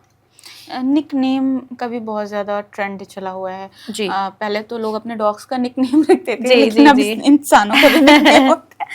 तो ये इसकी एनर्जी कैसे ज्यादा इम्पैक्ट करती जी। है हमें? क्योंकि निक नेम क्या होता है, घर वाले तो हाँ। हमेशा निक नेम से ही बुलाएंगे। देखो, नाम में ना आपको जो ज्यादा ध्यान देना है, अपने ऑफिशियल नेम पे ज्यादा ध्यान देना है, जिससे आपको दुनिया जानती है। कोई ऐसा नाम जिसको आपके घर के 10, 12, 15 लोग बुला रहे हैं, तो उसकी वाइब्रेशन उतनी ज्यादा एक्टिव नहीं होगी ना। जितना ज्यादा नाम बोला जाएगा, वाइब्रेशन उतनी ही ज्यादा एक्टिवेट होगी। तो ऑफिशियल नेम यहाँ ज्यादा इंपॉर्टेंट रहेगा, तो उसी पे ज्यादा ध्यान देने की जरूरत है। वैसे जनरली हम लोग नेम करेक्शन में क्या करते हैं, जब बच्चों के आते हैं केसेस, न्यू बॉर्न बेबीज के आते हैं, तो हम उनको पहले से बच्चे का नाम भी और साथ में जो निक नेम वो रख रहे हैं उसकी भी गाइडेंस दे देते हैं। हाँ, तो क्योंकि अगर आप नेम करेक्ट कर रहे हो किसी का, बच्चे का, आपने बच्चे में तो करेक्शन की जरूरत ही नहीं है ना। वहां पे तो आप न्यू नेम एक अच्छे वाइब्रेशन पे, एक अच्छे साउंड के साथ देते हो। लेकिन हम उन्हें गाइड करते हैं। अब जैसे छोटा बच्चा है, तो घर में हर आने वाला इंसान उसको अलग नाम से बुलाएगा। बच्चे का नाम आपने एक रखा है, लेकिन 50 नामों से बच्चे को बुलाया जाता है, तो वो करना टोटली गलत है। बच्चे को, अगर आपके घर में गेस्ट भी आ रहे हैं, तो आप उन्हें बताइए कि बच्चे का ये नाम है और इस नाम से बच्चे को बोला जाना चाहिए। तो हमारे केसेस में जब हम बच्चे का नेम डिजाइन करते हैं, तो साथ के साथ हम बोलते हैं कि ये निक नेम ये है, ये स्पेलिंग वाइब रहेगा। घर में भी अगर आप बुला रहे हो तो इस तरीके से बुलाइए। डेफिनेटली पेरेंट्स की चॉइस उसमें पूछी जाती है कि आप क्या चाहते हो, उसके अकॉर्डिंग उन्हें गाइडेंस मिल जाती है। अच्छा, कुछ अल्फाबेट्स होते हैं जिन्हें अवॉइड करने के लिए कहा जाता है नाम में। जैसे पी के बारे में मैंने सुना है कि पी से नाम नहीं रखना चाहिए, खासतौर पर लड़कियों को। तो क्या कोई ऐसे लेटर होते हैं, ऐसे अल्फाबेट होते हैं जिसे हमें अपने नाम में बिल्कुल अवॉइड करना चाहिए? नहीं, इसमें ऐसा नहीं है कि ये अल्फाबेट हमें टोटली अवॉइड करने चाहिए। ऐसा होता है कि जैसे मान लो कि आपके डीओबी में, जैसे मैंने बताया, कुछ नंबर्स ऐसे हैं कि जो बहुत स्ट्रॉन्ग एनर्जी कैरी करते हैं। तो आप नेम में ऐसा कर सकते हो कि कुछ इमोशनल लेटर्स को ऐड कर सकते हो कि आपके लाइफ में रिलेशनशिप का बैलेंस भी बना रहे। या मान लो कि आपके डीओबी के नंबर्स बहुत ज्यादा इमोशनल नंबर्स हैं, आप अपने लाइफ में करियर और बाकी चीजों पे ध्यान ही नहीं दे पा रहे हो। आप ऐसा सोच रहे हो कि नहीं यार, रिलेशनशिप सब कुछ है। अब आपको एक अच्छी लाइफ के लिए, मैंने बताया, पैसे की भी जरूरत है, आपको रिलेशन की भी जरूरत है, एक अच्छे करियर की जरूरत है, हर चीज की रिक्वायरमेंट है। तो हमें नेम में इस तरीके से बैलेंस करना होता है कि आपके जो इमोशनल लेटर्स हैं, जैसे मान लो कि किसी की डीओबी में बहुत ज्यादा आप देखते हो कि 2, 6 या 7 नंबर की एनर्जी है, ठीक है, 2, 6 एंड 7। अब ये तीनों इमोशंस को दिखाते हैं, तीनों रिलेशनशिप को दिखाते हैं। अब अगर ऐसे पर्सन का नेम भी 2 या 6 लेटर पे आ जाएगा, तो उस इंसान के लिए लाइफ को काटना बड़ा मुश्किल हो जाएगा, क्योंकि इमोशनल भी अगर एक्सेसिव हो जाए तो टॉक्सिक हो जाते हैं। तो अब मैं चाहूंगी कि यहाँ पे इनके नेम में मैं कुछ मटेरियलिस्टिक नंबर्स को ऐड करूं, कुछ ऐसे नंबर्स को ऐड करूं जहां पे ये दिल के साथ साथ दिमाग से भी सोचना शुरू करें। तो उसका एक कॉन्सेप्ट है जो कि नेम में हम यूज करके उनकी एनर्जी को नेम के साथ भी बैलेंस करते हैं। और ये थोड़ा डिटेल टॉपिक है, बट बहुत अच्छा है। नेम चेंज मैंने बताया, अगर अच्छे ढंग से किया जाए तो बहुत अच्छे रिजल्ट्स आते हैं। अब जो लोग बिजनेस स्टार्ट करते हैं, आपने भी देखा होगा कि कुछ लोग क्या होता है, अपनी वाइफ के नाम पे बिजनेस का नाम रख देते हैं, या खुद के नाम पर, या अपनी मम्मी पापा के नाम पर, और कुछ लोग अलग से बिजनेस का नाम रखते हैं। एक नाम डिसाइड किया, वो रख लिया। तो दोनों में से बेस्ट क्या है? देखो, बिजनेस नेम में ना 2 चीजें हैं। पहली बात तो ये है कि जिस टाइप का बिजनेस आप कर रहे हो, नेम आप उसके अकॉर्डिंग डिसाइड करिए। जैसे एग्जाम्पल के लिए बाटा बड़ा कॉमन नेम है शूज के लिए। अब अब शूज के जो कारक प्लैनेट है वो कौन है, सैटर्न, और बाटा का टोटल आप देखोगे 8 पे आता है। तो इससे भी आपको बहुत ज्यादा ध्यान देना चाहिए कि जो आप बिजनेस चूज कर रहे हो, बिजनेस टाइप जो आप ले रहे हो, जैसे मान के चलिए कि अगर आप कोई कॉस्मेटिक बिजनेस कर रहे हैं या कुछ भी मेकअप या इस तरीके की आइटम अगर आप लॉन्च करना चाहते हैं, तो इसके कारक प्लैनेट कौन है, शुक्र, तो उसका जो टोटल है आप 6 पे ले सकते हो। ठीक है, इसी तरीके से मैंने बताया शूज इंडस्ट्री है, इसका आप कारक प्लैनेट सैटर्न है तो आप 8 पे ले सकते हो। तो बिजनेस टाइप और प्लैनेट का अलाइनमेंट, ये पहली चीज है। साथ ही साथ ओनर के साथ भी वो नेम जो है कंपेटेबल हो, क्योंकि अल्टीमेटली अगर बिजनेस अच्छा चलेगा तो फायदा ओनर को ही होने वाला है ना। और अगर वो नेम ओनर के लिए एक नेगेटिव नंबर है, वो बिजनेस का जो नेम है ओनर के लिए एक एनिमी नंबर है, तब वो वहां पे प्रॉब्लमेटिक रहेगा। तो बिजनेस नेम के लिए 2 चीजें, पहला कि बिजनेस टाइप क्या है उसके हिसाब से आप नेम को डिसाइड करिए, साथ ही साथ जो ओनर है या जिसके नाम पे आप बिजनेस कर रहे हो उनकी डेट ऑफ बर्थ के साथ भी वो अलाइनमेंट में होना चाहिए। ये 2 चीजें हैं। बिजनेस नाम, अगर हम एग्जांपल आपने बाटा का लिया, अगर हम अमेज़ॉन का नाम देखें तो नाम के पीछे कुछ वजह है जिससे वो आज इतना बड़ा ब्रांड बना हुआ है? देखो अमेज़ॉन में अब कंपनी नेम में क्या है, कंपनी नेम में लोगो की भी इम्पोर्टेंस है। कंपनी नेम तो आया ही है, साथ ही साथ मैंने बताया कि आप बेसिक लेवल पे चीज़ों को किस तरीके से हैंडल कर रहे हो। अब अमेज़ॉन का फर्स्ट लेटर जैसे ए है, ठीक है, नाम का पहला अक्षर भी बहुत ज़्यादा इंपॉर्टेंट है। टोटल की हम बात कर रहे हैं, लेकिन फर्स्ट लेटर की बात करूँ, अब ए जो है, ए क्या दिखाता है, ए आपको देता है लीडरशिप, ए आपको फर्स्ट नंबर 1 से रूल होता है, सन का नंबर है, तो ये मार्केट में आपको नंबर 1 बनाने का काम करेगा। ए के साथ आपका जो है डिसिप्लिन बहुत बढ़िया रहेगा। और साथ ही साथ ये जो कंपनी है ये अपने कंज्यूमर्स के लिए आप देखो कितनी ज़्यादा आप इसको ट्रस्ट कर सकते हो। कोई भी प्रोडक्ट आपका खराब होता है फॉरन से आपको रिप्लेस करके देंगे, तो मार्केट वैल्यू बनाया, ए ने आपको टॉप कंपनीज में लेके आया। साथ ही साथ आपने उस चीज़ को मेंटेन किया, जो ए का नंबर 1 है, सन का जो नंबर है, अगर आप उसके अगेंस्ट बिहेव करने लगो, कहीं ना कहीं आप डिलीवरी कर रहे हो लेकिन आप उसकी कोई लायबिलिटी नहीं ले रहे, आपके वहां पे जो है प्रोडक्ट्स गलत डिलीवर हो रहे हैं या वहां पे चीटिंग जैसी चीजें हो रही हैं, या आप कंपनी को सर्विस अगर नहीं दे रहे हो, तो बिजनेस डूब जाएगा। तो नेम आ गया, लोगो आ गया, लोगो बहुत अच्छा है अमेज़ॉन का, कलर कॉम्बिनेशंस वहां पे बहुत अच्छे यूज हुए हुए हैं। साथ ही साथ आप सर्विसेज किस तरीके की दे रहे हो वो तो ओवरऑल इंपॉर्टेंट रहेगा किसी भी बिजनेस के लिए। तो अगर हम आपसे ये पूछें कि अगर कोई अपना स्टार्ट कर रहा है बिजनेस और उसे कौन सा अल्फाबेट, जैसे आपने ए बताया, ए रखा है अमेज़ॉन ने, तो उसके लिए वो अच्छा है, वो लॉयल है अपने कस्टमर्स के, लीडरशिप भी आई, टॉप लेवल कंपनीज में नाम आ गया, तो वो है। तो अगर कोई अपना बिजनेस स्टार्ट करे किसी भी फील्ड में, मैं कह सकती हूँ फूड बिजनेस हो सकता है उसका, मान लीजिए चप्पल जूतों का उसने बिजनेस स्टार्ट किया, तो नाम रखने के पहले वो क्या देखे, किन किन चीज़ों का ध्यान रखे और फर्स्ट लेटर क्या रखे, क्या अवॉइड करें? जी देखो, इसमें जो आपको फर्स्ट लेटर चूज करना है, यहाँ पे भी आप ध्यान दे सकते हो कि जो आपके लिए लकी नंबर आता है उसका पहला अक्षर, जैसे मैंने अभी आपसे टेबल की बात की थी जो हम अपने ऑडियंस के लिए देने वाले हैं, वहां पे आपने चेक करना है आपके नाम का पहला अक्षर। जैसे ए की वैल्यू 1 आती है, तो आप देखिए कि आपके बर्थ डेट के अकॉर्डिंग क्या 1 आपका एनिमी तो नहीं है। एग्जाम्पल के लिए अगर आप 8 नंबर से रूल होते हो तो आपको 1 फर्स्ट लेटर नहीं लेना चाहिए। 8 नंबर से रूल होते हो तो आपके नाम का जो पहला अक्षर या आपके बिजनेस का जो पहला अक्षर है वो 5 हो सकता है, वो 6 हो सकता है, वो 3 पे भी हो सकता है, लेकिन आपको 1 अवॉइड करना है। इसी तरीके से अगर मान के चलिए आप 2 नंबर वाले हो तो आपको 4 वाले अल्फाबेट्स को टोटली अवॉइड करना है, जैसे कि DMT, ठीक है। इसके अलावा आपको 8 वाले अल्फाबेट्स को टोटली अवॉइड करना है, तो आपके एनिमी नंबर्स ना हो और साथ ही साथ आपके जो बिजनेस टाइप है उसको सूट करते हुए नंबर हो। जैसे कि अब मैं बात करूं आपसे, मैंने अभी वीनस के बारे में, शुक्र के बारे में बात की थी। बॉलीवुड इंडस्ट्री के लिए बेहद ज़्यादा सपोर्टिव है, मेकअप के लिए बहुत ज़्यादा सपोर्टिव है, लग्जरी ओरिएंटेड जितने ब्रांड्स हैं, परफ्यूम्स हैं, फ्रेग्रेंसेज हैं, अगर इनके कामों को 6 नंबर के साथ स्टार्ट किया जाए, जो ये बिजनेसेस हैं, तो बहुत ज़्यादा ग्रो करते हैं। अब बहुत सारे लोग हैं जिन्हें बिजनेस में इंटरेस्ट होता है और कुछ लोग जॉब करना चाहते हैं। उनका ये होता है कि 9 to 5 करना है और करके आके आराम से सो जाना है। Right. तो ये मूलांक से हम कैसे देखें, मतलब अगर हम भी स्टार्ट करने जा रहे हैं, मान लीजिए स्टूडेंट है, अब उसको क्या अपने मूलांक को देखकर ये डिसाइड कर लेना चाहिए कि हमें जॉब करना है या बिजनेस करना है? जी, तो इसमें मैं आपको बोलूंगी कि अगर आप अपना फ्यूचर डिसाइड कर रहे हो तो आप अपने भाग्यांक को ज़्यादा देखो, ठीक है, मूलांक से ज्यादा भाग्यांक को देखो। क्योंकि जब तक आपकी मान लीजिए एजुकेशन वगैरह कंप्लीट होती है तो आप 25-30 की एज ऑलमोस्ट आ जाती है, एजुकेशन अच्छे लेवल पे अगर आप कंप्लीट करते हो तो इतना हो जाता है, 25-28 की एज आ जाती है। और अब आप आगे किस तरफ बढ़ रहे हो, अपने भाग्यांक की तरफ। आपके डेस्टिनी नंबर की तरफ। तो वो नंबर देखते हुए आप अपना करियर डिसाइड करिए। जैसे मान के चलिए अगर आपका भाग्यांक है आपके कंप्लीट डीओबी का टोटल, जिसमें आपकी बर्थ डेट ले ली हमने, बर्थ मंथ ले लिया, बर्थ ईयर ले लिया, टोटल को ऐड किया, सिंगल डिजिट पे लेके आए और उसको हमने जब देखा तो उस तरीके से आपका भाग्यांक आएगा। अगर 1 आता है तो आपके लिए बिजनेस में जाना ज्यादा अच्छा है। अगर आपका भाग्यांक 2 आता है तो आप जॉब या पार्टनरशिप का काम करें, वो आपके लिए अच्छा है। 3 वाले में भी आप जॉब में अगर जाते हैं तो, और साथ ही अगर गवर्नमेंट सेक्टर में जाते हैं तो बहुत अच्छा है। 4 वालों को बिजनेस में ही जाना चाहिए क्योंकि उनके पास पेशेंस थोड़ा कम होता है सुनने का। 5 के पास इतने अच्छे आइडियाज हैं, स्पेशली मैं इनको बॉर्न बिजनेस में नहीं बोलती हूँ, 5 वालों के लिए भी बिजनेस अच्छा है ज़्यादा। 6 की बात करें तो यहाँ पे भी बिजनेस ज़्यादा अच्छा है। 7 वाले लोग जॉब्स में जा सकते हैं। 8 वाले जो लोग हैं वो जॉब एंड बिजनेस दोनों में अच्छे हैं और 9 वालों के लिए भी बिजनेस अच्छा है। स्टार्टिंग में भी आपने बॉलीवुड की बात की थी, और अगर हम बॉलीवुड के स्टार्स को देखें तो बहुत सारे ऐसे नाम मिलते हैं जिसमें हम करेक्शन या फिर नाम चेंज देखते हैं।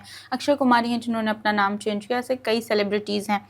तो अगर हम शाहरुख खान की बात करें, किंग हैं वो बॉलीवुड के, बॉलीवुड के क्या पूरी दुनिया उन्हें जानती है। तो अगर शाहरुख खान की बात करें तो उनकी सक्सेस के पीछे क्या रीज़न है? कुंडली तो लोग बताते हैं जो एस्ट्रोलॉजर्स हैं कि ये रीज़न है, ये ग्रह, ये नक्षत्र, लेकिन अगर हम न्यूमरोलॉजी से देखें तो कौन से नंबर उनकी सक्सेस का राज बताते हैं? चलो ये सीक्रेट भी आपके साथ शेयर करते हैं। शाहरुख खान की अगर हम बात करें ना तो उनका जो मेन रूलिंग प्लैनेट है वो 2 और 7 की एनर्जी से रूल होते हैं। सबसे पहली चीज़ है ये 2 और 7 दोनों नंबर बॉलीवुड और एक्टिंग के सपोर्टिव नंबर्स हैं, ठीक है। अब 2 नंबर वाले और 7 नंबर वाले अपने इमोशनल कनेक्शन के लिए जाने जाते हैं। तो जब भी आप शाहरुख खान की कोई मूवी देखते हो तो आप उसमें देखेंगे कि आपको ऐसा नहीं लगेगा आप मूवी देख रहे हो, है ना। एक अच्छा बॉन्ड कहीं ना कहीं बनता है, लोग दिल से उनसे बहुत ज़्यादा प्यार करते हैं क्योंकि वो स्क्रीन पे उन इमोशंस को अच्छे ढंग से दिखाने में जो है उसको प्रूव करने में कहीं ना कहीं बहुत सक्सेसफुल हैं। लोगों के दिलों में शाहरुख खान के लिए बहुत प्यार है। तो ये 2 और 7 की एनर्जी है जो उनके साथ रूल हो रही है। साथ ही साथ अगर आपने नोटिस किया होगा वो नंबर 5 और 6 को भी बहुत फॉलो करते हैं। अगर उनकी कार के नंबर आप देखोगे तो एक स्पेसिफिक नंबर पे 555 ऐसा नंबर आपको दिखेगा उनकी गाड़ियों पे। तो 5 और 6 की एनर्जी जो है वो भी वहाँ पे एक्टिव है। लेकिन जो मेन सक्सेस का रीजन है वो उनका 2 और 7 का कॉम्बिनेशन है जो कि एक रियल बॉन्ड बनाता है, एक्टिंग के लिए बहुत सपोर्टिव है और आज भी वो दिलों पे राज कर रहे हैं। सिर्फ एक एक्टर की नज़र से लोग उन्हें नहीं देखते, दिल से बहुत ज़्यादा प्यार करते हैं।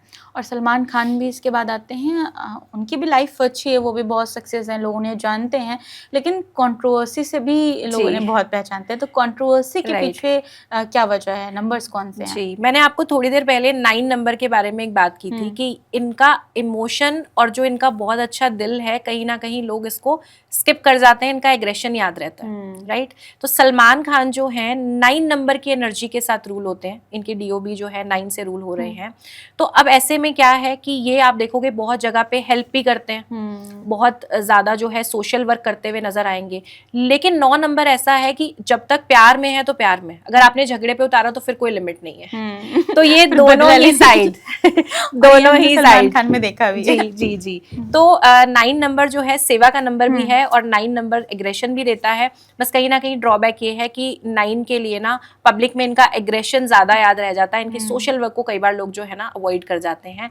तो सलमान खान के साथ ऐसा ही है कि कंट्रोवर्सी सबको बहुत याद रहती हैं, लेकिन कहीं ना कहीं उनका जो अच्छा दिल है वो कुछ लोग देखना मिस कर जाते हैं।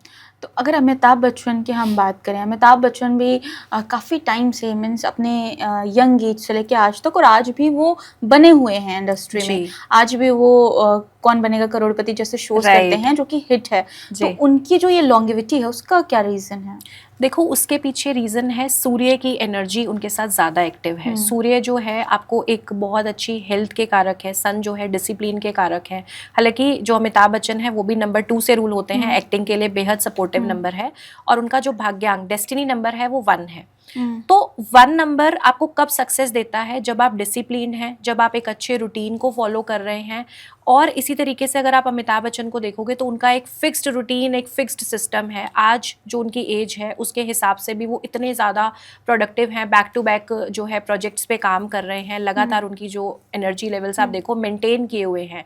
कई बार हेल्थ इश्यूज भी नज़र आते हैं लेकिन उसके बावजूद भी वो अपने रूटीन के साथ, आप देखो योगा सेशंस हो गए उनके, प्रॉपर एक्सरसाइज का रूटीन हो गया, वो उन्होंने बनाया हुआ है। तो सन की जो एनर्जी है वो यहाँ पे उनके साथ काम कर रही है और जो उनका रूटीन है वो अपने अपने सन को और भी अच्छे तरीके से बैलेंस कर रहा है। और दीपिका पादुकोण की अगर हम बात करें, कुछ ऐसे नाम हैं बॉलीवुड में जो कंट्रोवर्सी में हमेशा फंसे रहते हैं। जी, अब जी। उन्हीं में दीपिका पादुकोण का भी नाम आता है। उनको हम जानते हैं एक सॉफ्ट नेचर जी। वाली लेडी के तौर पर, और एक चीज़ और है, वो अपने डिसीजन बहुत खुलकर लेती हैं और Right. उस पर डटी रहती हैं। तो इसके पीछे का क्या रीज़न है? जी, देखो 5 की एनर्जी के साथ रूल हो रही है दीपिका पादुकोण। अब 5 नंबर क्या है, 5 नंबर एडजस्ट करने का भी है, लेकिन 5 नंबर के साथ एक ये चीज है कि ये लोग फ्रीडम लवर है, इन्हें इंटरफेरेंस और कंट्रोल नहीं पसंद। और ये कहीं ना कहीं एक ऐसी पर्सनालिटी को देता है, एक ऐसी इंडिपेंडेंट स्ट्रॉन्ग पर्सनालिटी को भी देता है जो कई बार लोगों को हजम नहीं हो पाती, लोग एडजस्ट नहीं कर पाते उसके साथ, है ना। तो इस वजह से बैक टू बैक कंट्रोवर्सीज भी आती हैं, और जुपिटर की एनर्जी भी एक्टिवेटेड है, तो अपने डिसीजंस को लेके एक अच्छी समझ भी है उनके पास कि मुझे ये चीज़ करनी है, इसके पीछे क्या रीज़न है, और वो उस पर फिक्स्ड भी रहती हैं। ऐसा नहीं है कि हाँ चलो आज ये डिसीजन है फिर किसी इन्फ्लुएंस में आके उसको चेंज कर लिया, ये चीज़ नहीं दिखती उनके साथ। तो स्ट्रॉन्ग डिसीजन मेकिंग है जो कि सोच समझ के भी लिए जाते हैं कहीं ना कहीं। 5 है तो वो एनर्जी आपको समटाइम्स सॉफ्ट भी नज़र आती है, लेकिन वो जो उनकी डिसीजन मेकिंग है, जो उनका आप देखेंगे बिहेवियर पैटर्न है, वो बेहद आपको फिक्स्ड नज़र आएगा। वहाँ पे आपको इफ्स एंड बट्स नज़र नहीं आएंगे, या ऐसा नहीं है कि किसी के साथ भी वो कंट्रोल में आके चीज़ों को करें। उनकी अपनी एक स्ट्रॉन्ग पर्सनैलिटी है जिसके हिसाब से वो चीज़ों को करती हैं। तो यहाँ पे नंबर्स जो हैं बहुत ज़्यादा काम करते हैं। अब बॉलीवुड हो या पॉलिटिक्स, बहुत से ऐसे लोग हैं जो बहुत सक्सेस हैं, बहुत ज़्यादा कामयाब है, लेकिन रिलेशन के मामले में वो पीछे रह गए। मोदी जी का नाम भी उनमें से एक आता है। देश के हमारे प्रधानमंत्री हैं, सब उन्हें बहुत पसंद करते हैं जी। लेकिन उनकी जो लव लाइफ है, जो उनकी शादीशुदा जिंदगी है, वो अच्छी नहीं चल पाई। तो इसके पीछे क्या रीज़न था? देखो मोदी जी जो रूल होते हैं ना, पहली चीज़ 8 एंड 5 से वो रूल होते हैं। फर्स्ट हाफ 8, जैसे मैंने बताया 35 ईयर्स तक आपका नंबर 8 ज़्यादा काम करता है।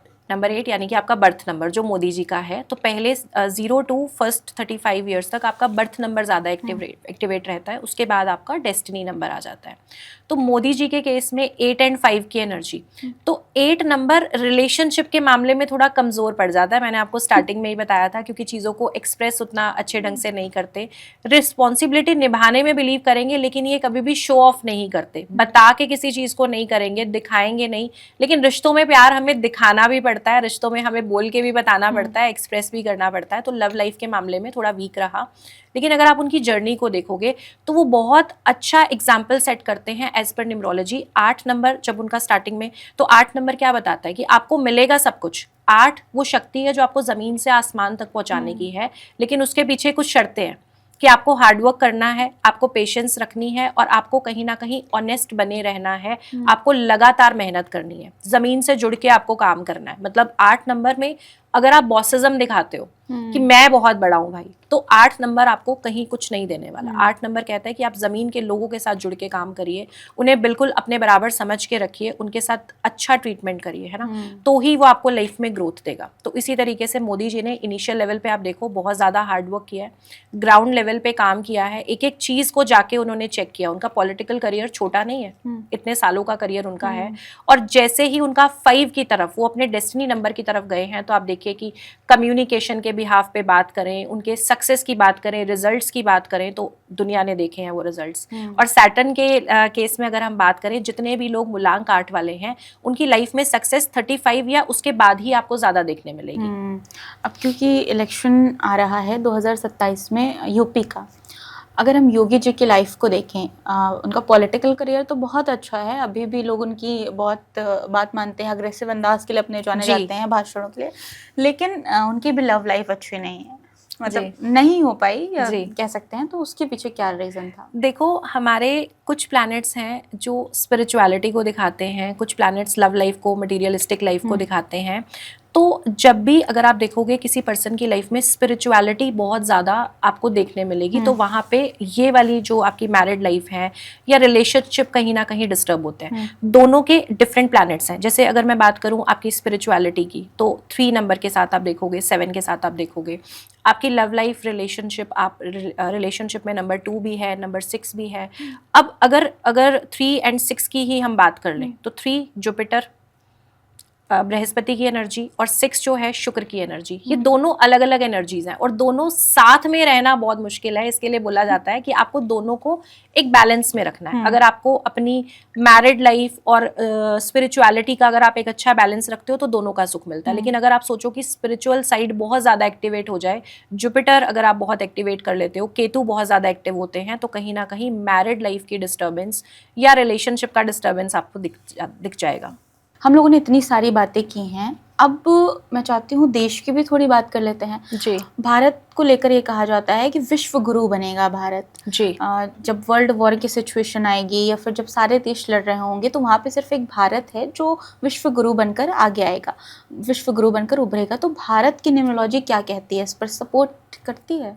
जी, देखिए अभी जो आने वाले साल हैं, मतलब अगर मैं बात करूं 2027 से 2030 तक की आने वाले हमारे कुछ साल, तो इनिशियल स्टेज पे आपको क्या नज़र आएगा कि वहाँ पे आपको कॉपरेशन ज़्यादा नज़र आएगा कि भारत जो है बाकी देशों के साथ कहीं ना कहीं समझौते जैसी कंडीशन में, कहीं ना कहीं कि वॉर जैसी सिचुएशन थोड़ी सी कंट्रोल रहे, चीज़ें सेटल रहे, इस तरीके से आपको भारत का जो रोल है वो नज़र आएगा।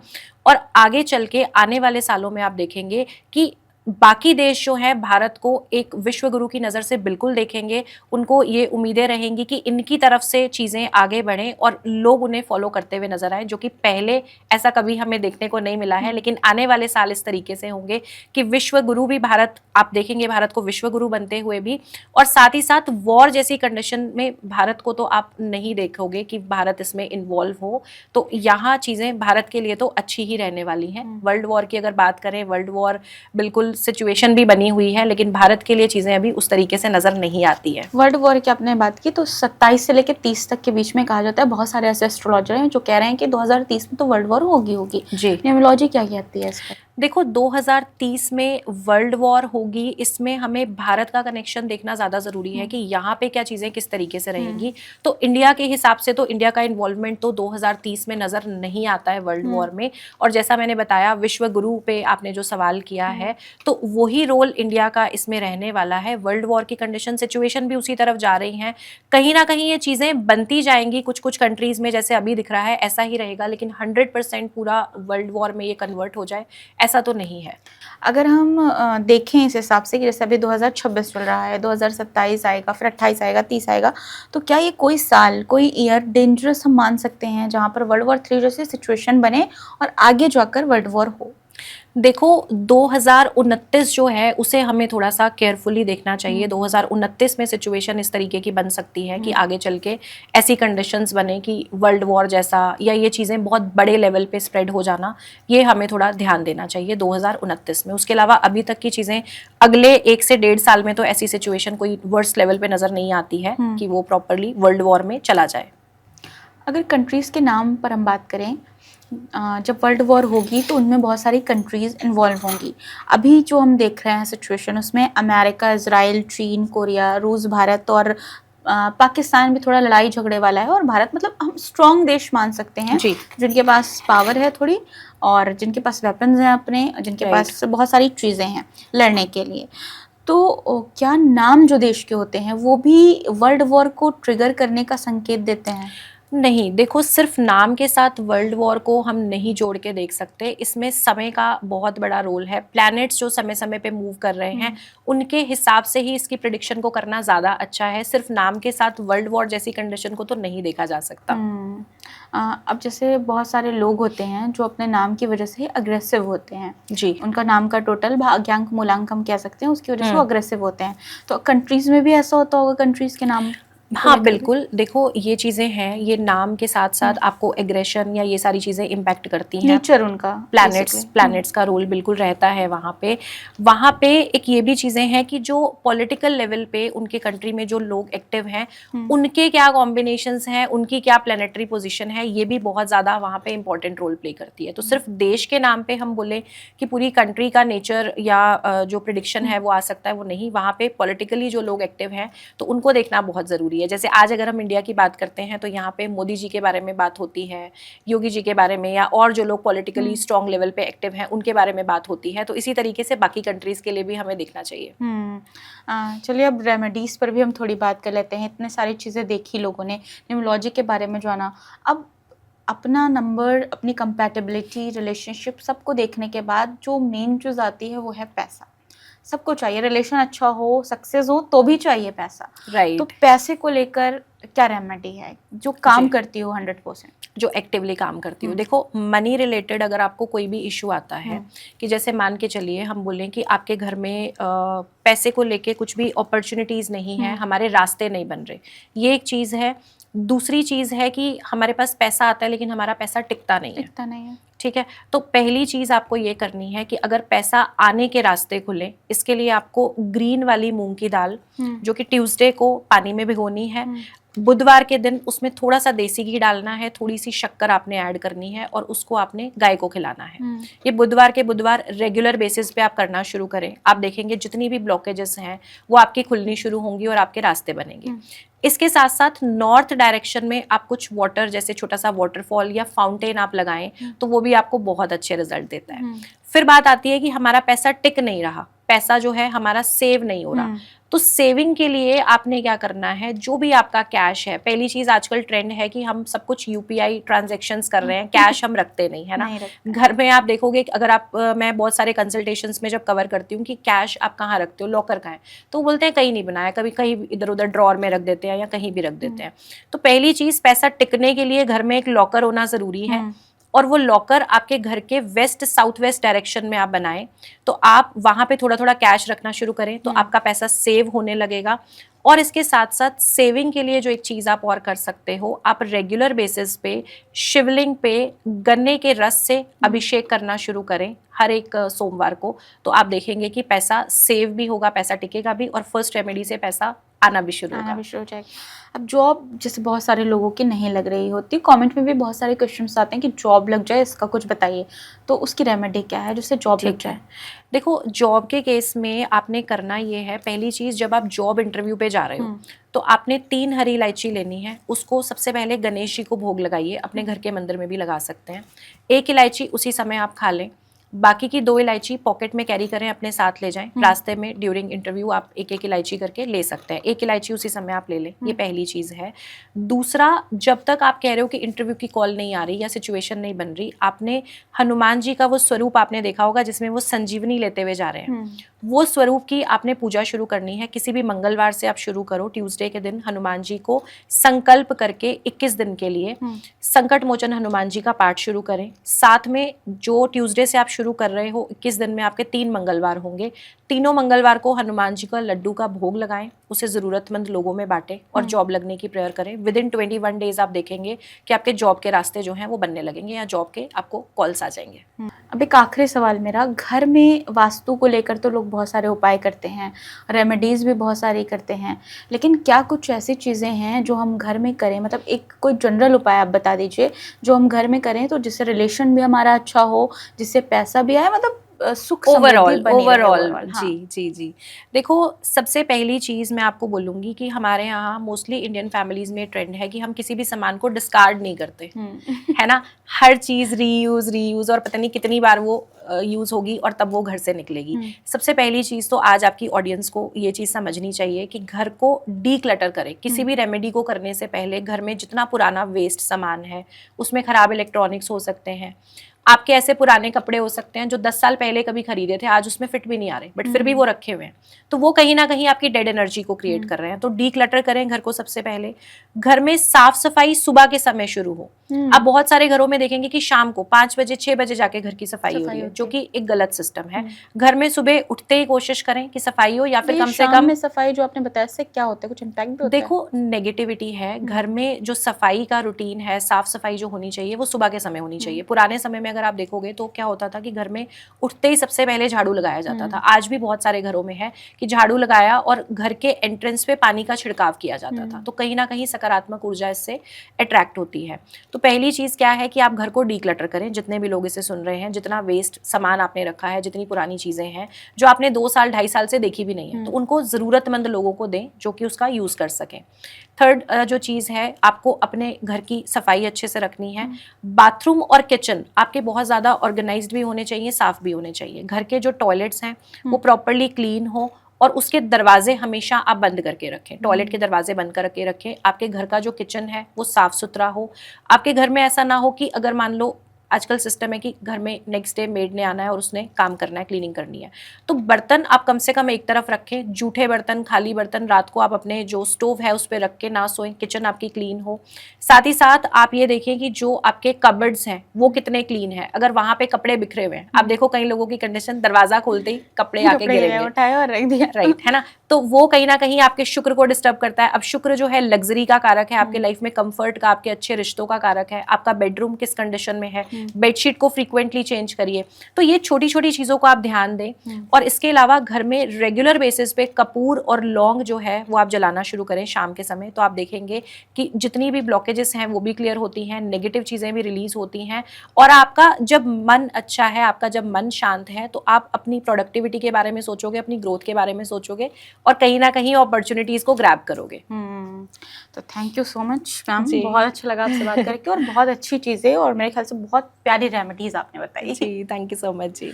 आपको कैसा लगा पॉडकास्ट ज़रूर बताइएगा। अगर आप कमेंट में अपने सवाल लिखेंगे तो नेक्स्ट बार जब हम मैम के साथ पॉडकास्ट करेंगे तो आपके सवाल आपके नाम के साथ ज़रूर लेंगे। अभी के लिए इजाज़त दीजिए फिलहाल, फिर आपसे मुलाकात होगी एक नए एपिसोड में। तब तक के लिए अपना बहुत सारा ख्याल रखिएगा और जाते जाते लाइक, सब्सक्राइब और शेयर वीडियो को ज़रूर करना है।